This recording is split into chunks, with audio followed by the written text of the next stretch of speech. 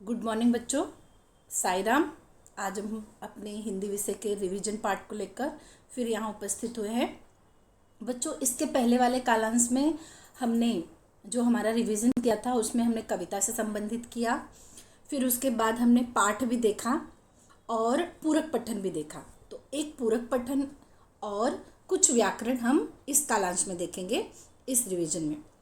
और बच्चों, आपको पहले ही बताया गया था कि आपके जो लेसन ओमिट है, जो नहीं आने वाले हैं, लेकिन उनके लेसन के पीछे जो भाषा बिंदु है, जो व्याकरण है, व्याकरण आएगा। व्याकरण ओमिट लेसन्स में से आने वाले हैं। तो व्याकरण जैसे वाक्य भेद हुआ, कारक हुआ, काल हुआ, तो ये हम सीखे होते हैं, वो हमें केवल हल करना होता है। ठीक है, तो चलो आज चलते हैं। पूरक पठन हमारा जो लास्ट पार्ट है, ठेस, यह हमारे पास किस रूप में प्रस्तुत था? एक आंचलिक ग्रामीण कहानी के रूप में हमारे सामने प्रेजेंट था। इस कहानी के माध्यम से कथाकार ने क्या बताया था? ग्रामीण जीवन, सामाजिक संबंध, कारीगरी, कारीगरों के स्वाभिमान आदि को बड़े ही सुंदर ढंग से चित्रित किया था। आपको याद होगा, इस पाठ में सिरिचन नाम का व्यक्ति है जो बहुत अच्छी कारीगरी करता है, बहुत सारी चीज़ें बनाता है, बहुत सुंदर सुंदर। लेकिन जब उसके स्वाभिमान की बात आती है तो वह अपने स्वाभिमान पर डिगा रहता है। लेकिन फिर भी एक जो प्यार होता है, एक व्यवहार होता है, उस व्यवहार के कारण वह लेखक की बहन के लिए जो चीज़ें बनानी होती है, सारी चीज़ें वो बनाकर उन्हें पहुंचा आता है। ये होता है उसका व्यवहार।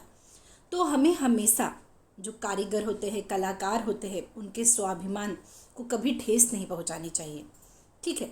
और इसमें श्रीचरण को आने वाले जो कार्य थे, मोती, मुंज, घास के, ये जो अच्छे अच्छे सुंदर सुंदर चीज़ें वो बनाता था, जैसे शीतल पाटी, खटिया, मोढ़ा, और उसे खाने के लिए क्या दिया गया था? सत्तू, चूरा। ये सब चीज़ें जो उसे पसंद नहीं रहती थी। उसे कैसी चीज़ें पसंद रहती थी? श्रीचरण को तली भगारी हुई चीज़ें और घी, दूध, ये सब चीज़ें वो ज़्यादा पसंद करता था। इसलिए लोग उसे क्या कहते थे? श्रीचरण को चटोर कहते थे। ठीक है। तो इसमें हमने देखा था कि श्रीचरण को काम आने वाले काम क्या थे, जो उसको काम आते थे, सुंदर सुंदर चीज़ें बनाना, जो मैंने पिक्चर में आपको जिक्र किया। श्रीचरण का मेहनताना क्या था? श्रीचरण का मेहनताना होता था कि उसे पेट भर खाना दे दिया जाए और एक आध कपड़ा, जो पुराने कपड़े हैं, वो दे दिया जाए। और दूसरा, श्रीचरण को लोग कहते थे, क्या कहते थे? चटोर और मुफ्तखोर भी कहते थे। चटोर क्यों कहते थे श्रीचरण को? क्योंकि श्रीचरण को अच्छी तली भगारी चीज़ें बहुत पसंद आती थी खाने में। तो इससे संबंधित अगर प्रश्न आपको एग्जाम में आता है, तो जैसे श्रीचरण का मेहनताना, आपको ऑप्शन दिया जा सकता है: पैसे देना, खाना देना, पेट भर खाना, या फटा पुराना कपड़ा। तो वो आप उसमें से राइट आंसर आप फाइंड आउट करोगे। ठीक है। अब इसके अलावा वाक्यों का उचित क्रम लगा कर लिखिए। अब ये तो आप जब रिटन पेपर करते हो तो उसके लिए है। जैसे बोर्ड में आएगा, वाक्यों को उचित क्रम लगा कर लिखिए, तो जिस अनुसार घटना घटित हुई है उस अनुसार हमें वाक्यों को उचित क्रम लगा कर लिखना होता है। ठीक है। और जैसे आपका है स्वमत अभिव्यक्ति, इस बार परीक्षाओं में तो नहीं आएगा, सेमेस्टर की अभी परीक्षा जो हो रही है आपकी उसमें नहीं आने वाला, लेकिन बोर्ड में स्वमत तो आएगा। कला और कलाकार का सम्मान करना हमारा दायित्व है। तो इसके बारे में आप अपने विचार क्या लिख सकते हो? तो ये स्वमत का आपको प्रैक्टिस करके रखना है, बोर्ड के लिए तैयारी करके रखनी है। लेकिन मैं वापस बोल रही हूँ, आपका ये सेमेस्टर सब MCQs टाइप है। आपको कोई भी चीज़ टाइप करनी नहीं है, बस आपको प्रश्नों के उत्तर चुनने हैं, सही विकल्प, सही पर्याय आपको चुनना है। तो बच्चों, यहाँ पर हमारा समाप्त होता है क्या? पूरक पठन, हमारा पाठ, हमारी कविताएं। अब आज हम आगे क्या देखेंगे? ग्रामर देखेंगे। बच्चों, अगर आप ध्यान दो तो अगर आपकी टेक्स्ट बुक जो है, टेक्स्ट बुक में जब पाठ खत्म होता है तो पाठ खत्म होने के बाद भाषा बिंदु दिखता है। भाषा बिंदु, सब भाषा बिंदुओं का समावेश आपके पाठ्यक्रम में है। जैसे संज्ञा, सर्वनाम, विशेषण, क्रिया, अविकारी शब्द में क्या क्या आया? क्रिया विशेषण अव्यय, संबंध सूचक अव्यय, समुच्चय बोधक अव्यय और विस्मयादि बोधक अव्यय। आपकी अगर आप देखोगे, आपकी टेक्स्ट बुक में पेज नंबर 9 देखोगे, पेज नंबर 9 पे भी विराम चिन्हों के बारे में बताया गया है। इसी प्रकार अगर आप अपनी टेक्स्ट बुक में देखने जाओगे पेज नंबर 14 पर, तो पेज नंबर 14 पर भी संज्ञाएं हैं, फिर सर्वनाम का उचित प्रयोग है। ऐसे अगर जो जो पाठ आपके आने वाले हैं उन पाठ के पीछे अगर आप देखोगे तो आपको व्याकरण भी मिलेंगे। तो व्याकरण हम कर चुके हैं भैया, संज्ञा, सर्वनाम, विशेषण और क्रिया। तो ये आपको पहचानना है, आपको आएगा। अधोरेखांकित जो शब्द है उसका भेद पहचानिए। अब वो अधोरेखांकित शब्द में कौन सा भेद हो सकता है? विकारी से भी रिलेटेड हो सकता है और अविकारी से भी रिलेटेड हो सकता है। फिर उसके बाद हम पढ़ते हैं क्रिया के काल। जब हम क्रिया के काल पढ़ेंगे तो काल तो हमें पता है, वर्तमान काल, भूतकाल और भविष्य काल। इनके भी तीन तीन प्रकार हैं, सामान्य वर्तमान काल, अपूर्ण वर्तमान काल, पूर्ण वर्तमान काल। भूतकाल सामान्य भूतकाल, अपूर्ण भूतकाल, पूर्ण भूतकाल, और भविष्य काल एक ही, क्या? सामान्य भविष्य काल। इससे संबंधित अगर आपको प्रश्न आता है तो ऐसा भी हो सकता है, आपको एक वाक्य दिया गया और वाक्य के आगे कोष्ठक में लिखा गया कि अपूर्ण भूतकाल में बदलिए। नीचे अपूर्ण भूतकाल में बदलकर आपको ऑप्शन भी दिया रहा जाएगा और आपको सही ऑप्शन टिक करना होगा। उसी प्रकार वाक्य के प्रकार, रचना की दृष्टि से और अर्थ की दृष्टि से, ये भी आपको आएंगे। रचना की दृष्टि, साधारण वाक्य, मिश्र वाक्य, संयुक्त वाक्य। अर्थ की दृष्टि से विधानार्थक, निषेधार्थक, प्रश्नार्थक, आज्ञार्थक, विस्मयादिबोधक और संदेश सूचक। मुहावरों का प्रयोग और चयन। मुहावरों का प्रयोग और चयन का अर्थ ये हुआ, आपको मुहावरा दिया गया रहेगा, नीचे उसके अर्थ दिए गए रहेंगे, उसमें से आपको सही अर्थ चुनना है। और दूसरा ऐसा है, एक वाक्य फॉर्म करके दिया जाएगा और पूछा जाएगा इसमें परफेक्ट बैठने वाला मुहावरा, वो मुहावरा भी आपको नीचे दिया जाएगा जो कि आपकी टेक्स्ट बुक में है। आगे मैं आपको बताती हूँ कि आपकी टेक्स्ट बुक में देखेंगे तो बहुत अच्छी तरीके से सब ग्रामर आपको मिलते हैं, कहीं जाने की ज़रूरत नहीं पड़ती, अक्सर टेक्स्ट बुक में से ही आता है। अब कारक, कारक भी हम पढ़ते चले आ रहे हैं और हमने पढ़ा है विराम चिन्ह। विराम चिन्ह पहचानो या विराम चिन्ह का प्रयोग करो। जैसे आप लोग पंक्चुएशन कहते हैं कि वाक्य आपको दिया जाएगा और बोला जाएगा कि विराम चिन्ह लगाइए, ये तो जब हम लिखते हैं, लेकिन इस वक्त एमसीक्यू टाइप्स है तो इसमें आपको कैसा आएगा, आपको वाक्य में विराम चिन्ह लगा के दिया गया रहेगा, बस आपको पहचानना है कि वाक्य में दिया गया विराम चिन्ह कौन कौन सा है। और नीचे है शब्द संपदा, 5वीं से 9वीं कक्षा तक जो हमने पढ़ लिया है। लिंग, वचन, विलोम, पर्यायवाची, शब्द युग्म, फिर भिन्नार्थक, कठिन शब्द, उपसर्ग प्रत्यय, ये सब तो हम पढ़ते चले आए हैं और इनकी जानकारी हमें है।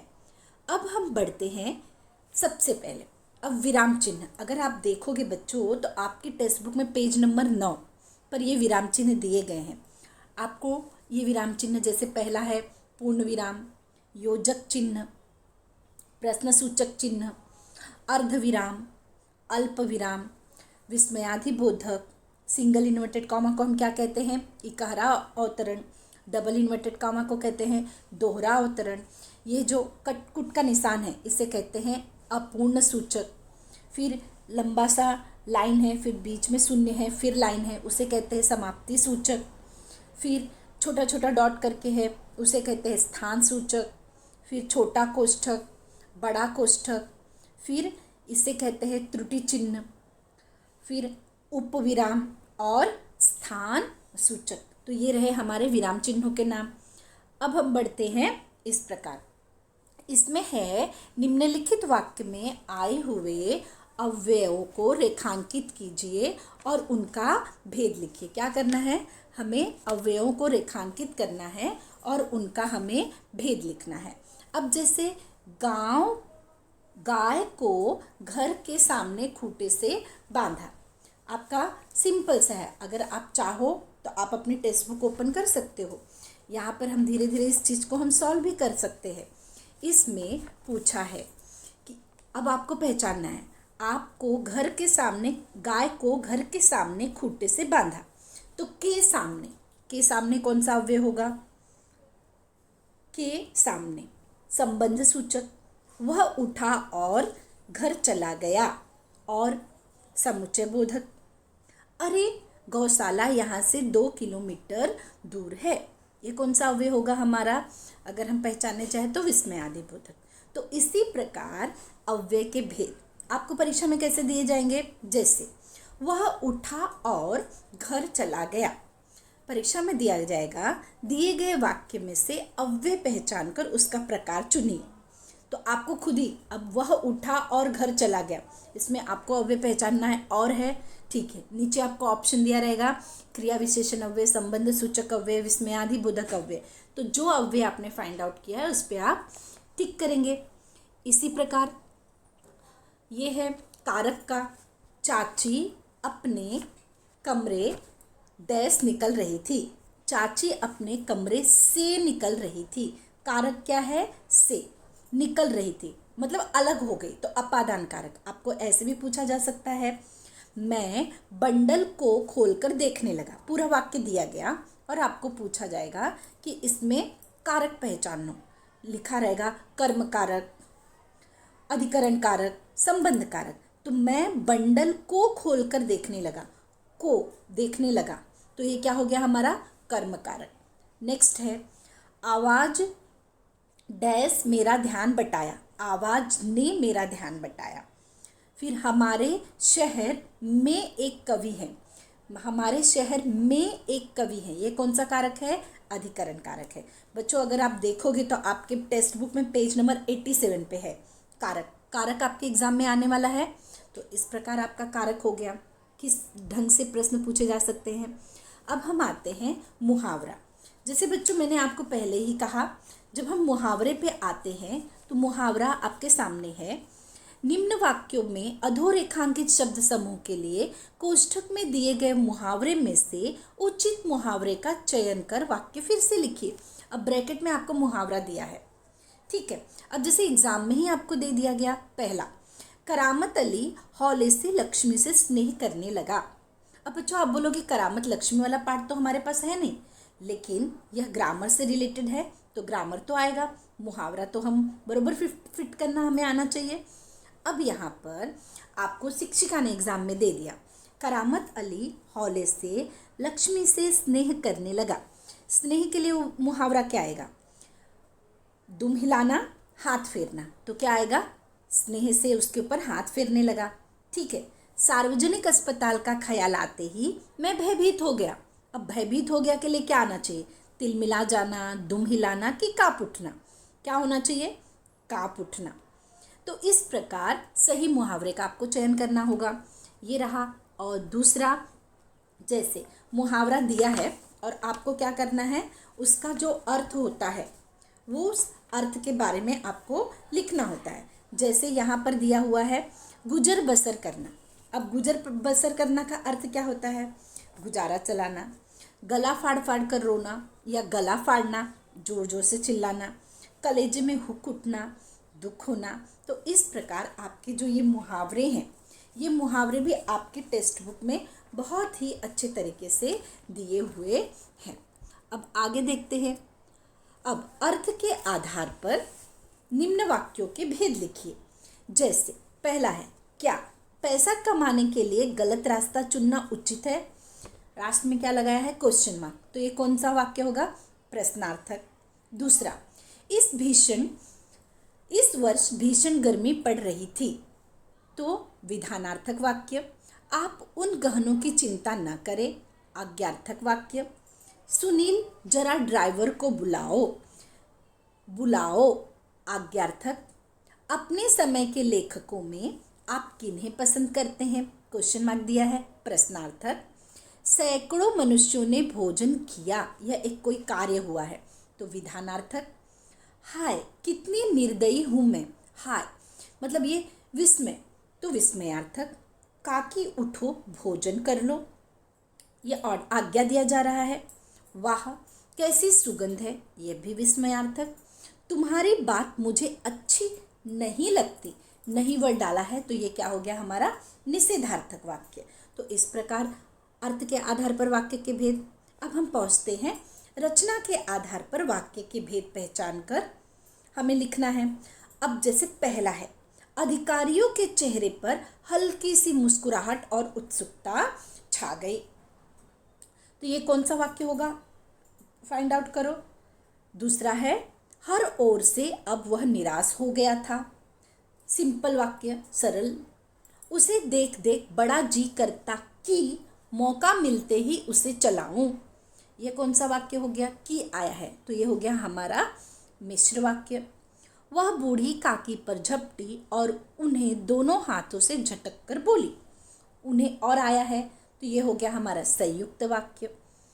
नेक्स्ट है मोटे तौर पर दो वर्ग किए जा सकते हैं। सरल वाक्य।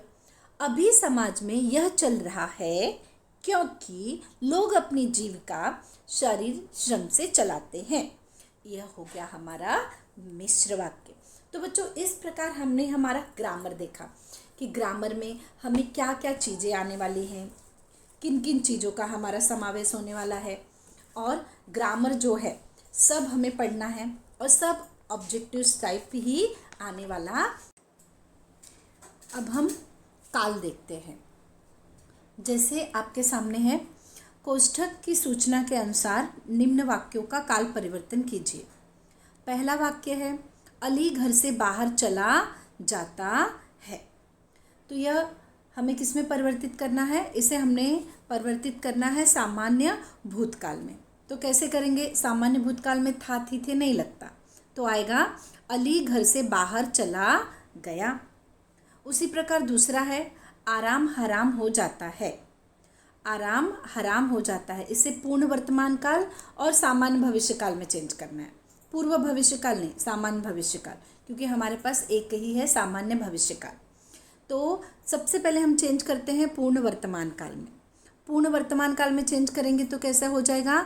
आराम हराम हो गया है। और भविष्य काल में चेंज करेंगे तो कैसा आएगा? आराम हराम हो जाएगा। तो इस प्रकार परिवर्तित करने के लिए आएगा। तो आपको क्वेश्चन दिया रहेगा और सामने लिखा भी रहेगा कि कैसे आपको परिवर्तित करना है, सामान्य भूतकाल में करना है कि अपूर्ण वर्तमान काल में करना है, और नीचे आपको परिवर्तित करके भी दिया गया रहेगा। आपको सही वाला ऑप्शन टिक करना होगा। और आपको ऐसा भी पूछा जा सकता है जैसे कि ये वाला क्वेश्चन दे दिया गया, सरकार एक ही टैक्स लगाती है, और नीचे ऑप्शन दिया जाएगा सामान्य वर्तमान काल सामान्य भूतकाल। तो ये कौन सा आएगा वाक्य? ये होगा हमारा सामान्य वर्तमान काल, क्योंकि लगाती है ती किस में आता है? सामान्य वर्तमान काल में। तो इस तरीके से दो तरीके से आपको काल परिवर्तन पूछा जा सकता है। ठीक है, अब हम आगे आते हैं बच्चों अपने रचना विभाग में, जिसमें पत्र है, कहानी लेखन है, गद्य आकलन है, वृत्तांत लेखन है, विज्ञापन है और निबंध है। अब जैसे मैं सबसे पहले आती हूँ कहानी पे। इसको आपको कहानी लिखनी नहीं होगी, आपको कहानी की रूपरेखा दी गई होगी और पूछा जाएगा, प्रश्न पूछा जा सकता है। ये कहानी की रूपरेखा पढ़कर इससे संबंधित शीर्षक क्या है, इससे संबंधित सीख क्या है, कहानी से रिलेटेड कोई भी प्रश्न पूछा जा सकता है आपको वहाँ पे। कहानी कैसे लिखनी चाहिए, भूतकाल में होनी चाहिए कि भविष्य काल में होनी चाहिए, तो ये हो गया कहानी। गद्य आकलन से संबंधित प्रश्न आपको कैसे आ सकता है? वो इस प्रकार आ सकता है कि कोई गद्य आकलन दिया गया रहेगा और उसके नीचे क्वेश्चन फॉर्म भी करके दिया गया रहेगा। एक सही क्वेश्चन, एक गलत क्वेश्चन आपसे पूछा जा सकता है कि जो सही प्रश्न बनाया गया, सार्थक प्रश्न कौन सा है उसे टिक करिए। गद्य खंड पढ़कर सार्थक प्रश्न को चुनिए, इस प्रकार आ सकता है। वृत्तांत लेखन भी, कोई वृत्तांत लेखन दिया गया रहेगा और उससे संबंधित आपको प्रश्न पूछा जा सकता है। तो बच्चों, इस प्रकार आज हमने हमारे इस रिवीजन में क्या देखा?